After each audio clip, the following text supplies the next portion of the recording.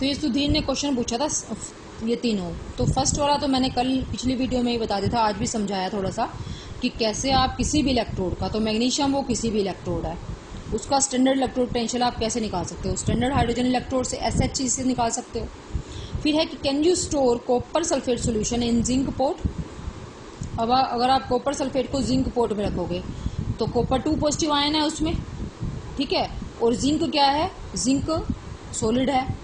तो जब हम इन दोनों को कपल करते हैं तो कॉपर का जो रिडक्शन पोटेंशियल है वो दिखाता है हमें कि कॉपर बहुत जल्दी रिड्यूस हो जाएगा और जिंक जो है वो जल्दी ऑक्सीडाइज हो जाएगा।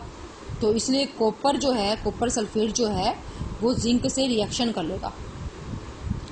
तो हमने जो स्टोर किया था थोड़े टाइम के बाद तो वो चेंज हो चुका होगा, इन दोनों में रिएक्शन हो चुकी होगी और कॉपर सल्फेट जो है वो जिंक सल्फेट और कॉपर में बदल चुका होगा, इसलिए हम इसको स्टोर नहीं कर सकते। जैसे आपका आता था कि क्या वो हम खट्टे पदार्थों को धातु के बर्तनों में हम नहीं रखना चाहिए, हमें पीतल के या तांबे के बर्तनों में नहीं रखना चाहिए क्योंकि वो उससे रिएक्शन कर लेते हैं। बिल्कुल वही है यहाँ पर, कॉपर सल्फेट को अगर आप जिंक पोर्ट में रखोगे तो वो कॉपर सल्फेट जिंक से रिएक्शन कर लेगा और वो हमारे पास बचेगा ही नहीं, वो तो जिंक सल्फेट में बदल चुका होगा। ठीक है। फिर नेक्स्ट क्वेश्चन है consult the table of standard electrode potential.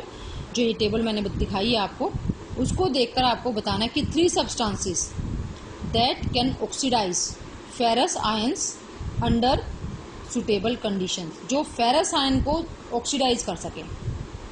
ठीक है, यानी कि वो अच्छे ऑक्सीडाइजिंग एजेंट होने चाहिए, और जो अच्छे ऑक्सीडाइजिंग एजेंट होते हैं उनका जो स्टैंडर्ड इलेक्ट्रोड पोटेंशियल होता है वो नेगेटिव में होता है। तो आप इसमें पहले तो फेरस आयंस ढूंढो। फेरस, आयरन के 2 आयंस होते हैं, फेरस और फेरिक। तो आप यहाँ पर देखो हमारे पास, हम ढूंढते हैं इसमें, ये है तो ये ना फेरस, Fe3 पॉजिटिव है, ये Fe2 पॉजिटिव, ये रहा Fe2 पॉजिटिव है ये।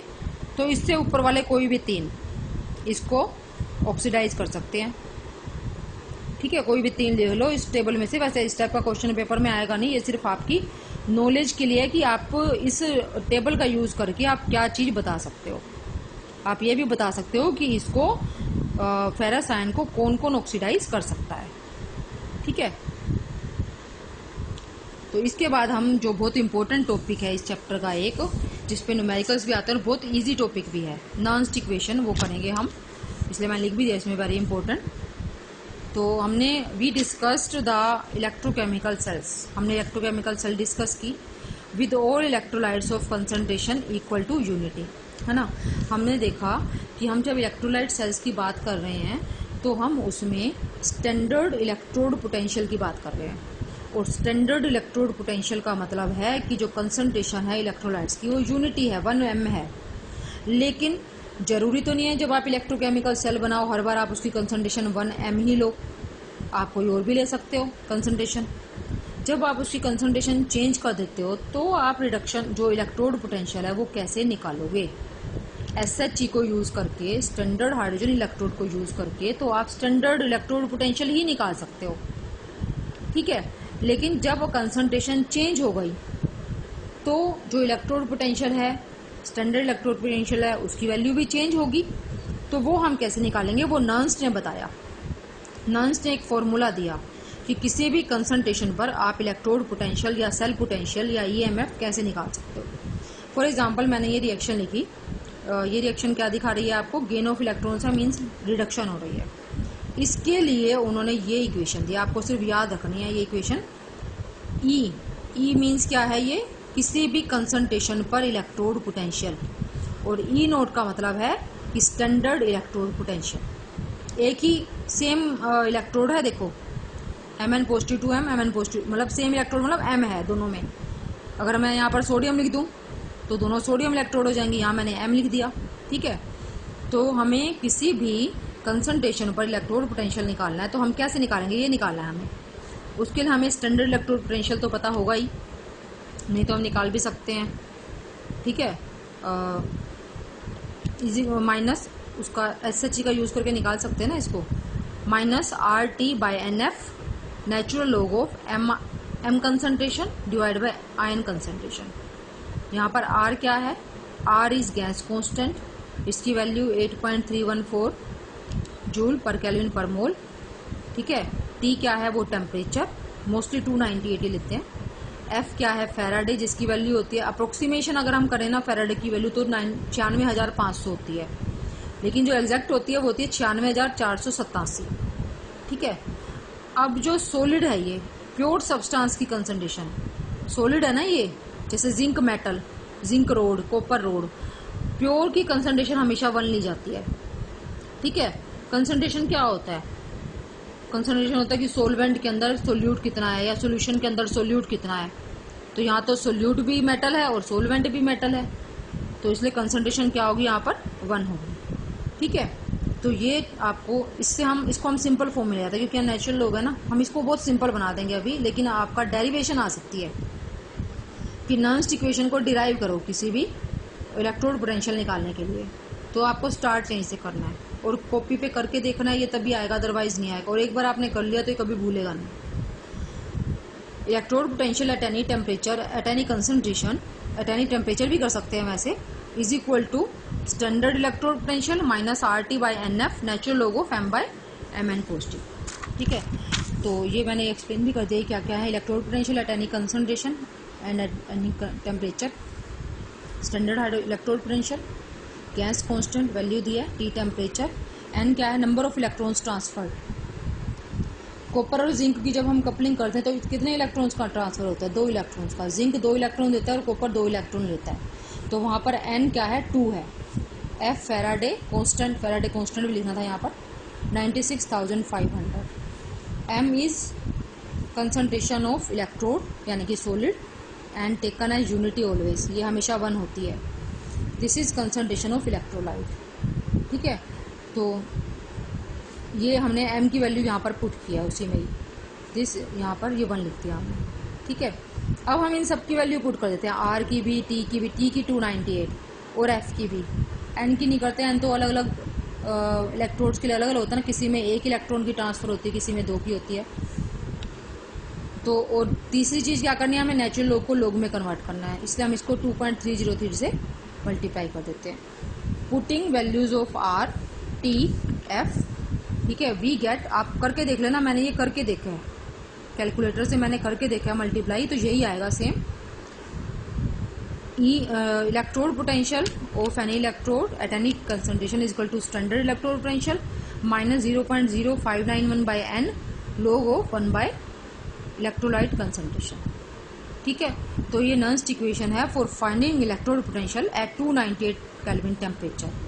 टेम्परेचर 298 है तो ही ये आएगा 0.0591, वरना आपको टी की वैल्यू रखनी पड़ेगी, सारा दोबारा से कैलकुलेट करना पड़ेगा। अगर आपका टेम्परेचर 298 है तो सीधा ये वाली आपने यूज़ करनी है, इसमें वैल्यू पुट करनी है और आंसर निकालना है। ठीक है, कैलकुलेट इसी के बेस पे ही आता है। इसके बाद ये तो हो गया हमारा इलेक्ट्रोड पोटेंशियल के लिए नॉन्स्ट इक्वेशन। लेकिन अगर आपको नॉन्स्ट इक्वेशन सेल पोटेंशियल के लिए निकालनी हो, ईएमएफ के लिए निकालनी हो, Nernst equation for sale potential या ईएमएफ, बहुत ईजी। आप देखोगे सोचोगे कि सेम है, आपको लगेगा कि मैम हर बार इजी बोलती है हर चीज़ का, लेकिन अगर आपको Nernst equation for electrode potential आ गया ना, तो ये तो उसी से ही डिराइव करना है आपको। हम एग्जांपल लेकर, क्योंकि हमें कुछ भी अगर सेल पोटेंशियल या ईएमएफ निकालने हैं तो हम एग्जांपल लेके ही चलेंगे ना, तो हम एग्जांपल डैनियल सेल का ही ले लेते हैं। डैनियल सेल में ऑक्सीडेशन जो एनोड पर हो रहा है वो ये है, और कैथोड पर रिडक्शन हो रहा है वो ये है। तो हम दोनों इलेक्ट्रोड्स के लिए, एनोड के लिए भी कैथोड के लिए भी, नॉन्स्ट इक्वेशन लिखते हैं। कैथोड के लिए कॉपर का electrode potential is equal to standard electrode potential for copper minus RT/NF natural log of 1 copper 2 positive ion. ठीक है, एन की वैल्यू 2 भी लिख सकते हो यहाँ पर, क्योंकि 2 इलेक्ट्रॉन्स का ट्रांसफर हो रहा है। फिर हमने लिखा एनोड के लिए जिंक का, सेम लिख दिया। ठीक है, करके देखना, इसको पक्का जरूर करके देखना कॉपी पे, क्योंकि डेरिवेशन आ सकती है यहाँ से। हमें पता है ई सेल, जैसे ई नोट सेल होता है ना, is equal to E naught cathode minus E naught anode, वैसे E cell is equal to E cathode minus E anode. Values put कर दो ई कैथोड की और ई एनोड की। ठीक है, E cell is equal to E electrode potential of copper minus electrode potential of zinc. तो ये हमने, ये किसके इक्वल है, ये इक्वल है इसके, ये लिख दिया और ये लिख दिया, ब्रैकेट में लिखना है इसको।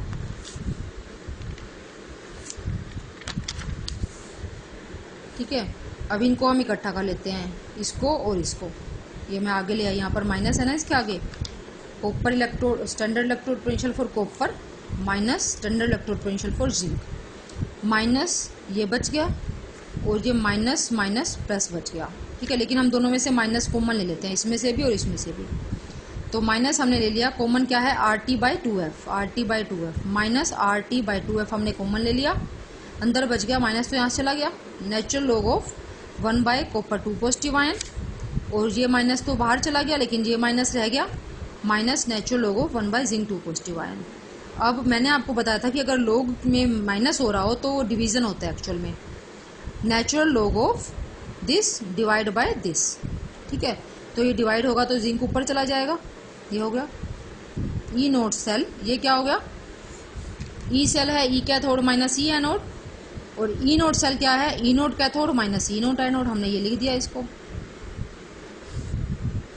ये ई नोट सेल हो गया, minus RT/2F natural log of zinc 2 positive ion bye copper 2 positive ion.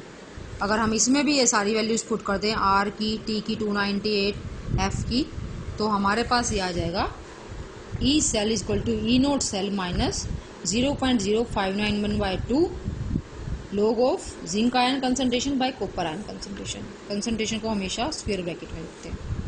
ये तो हमने डैनियल सेल के लिखा। अगर आप किसी और सेल की बात करते हो तो वहाँ पर आपने ऊपर लिखना है जो ऑक्सीडाइज हो रहा है उसकी कंसंट्रेशन, और नीचे जो रिड्यूस हो रहा है उसकी कंसंट्रेशन। ठीक है, अगर आप ये ऐसे याद रखोगे तो ज़्यादा इजी रहेगा, क्योंकि हर बार आपकी डैनियल सेल ही नहीं आएगी, जो न्यूमेरिकल्स आएंगे वो डैनियल सेल पे ही नहीं आएंगे हर बार, इसलिए ये याद रखना। ठीक है, और एन की वैल्यू सबके लिए अलग अलग भी, इसलिए मैंने यहाँ एन लिख दिया, जबकि ये डैनियल सेल के लिए ये 2 है। ये अच्छे से कर लेना, ठीक है, और नोट्स भी मैं इसके सेंड कर दूँगी।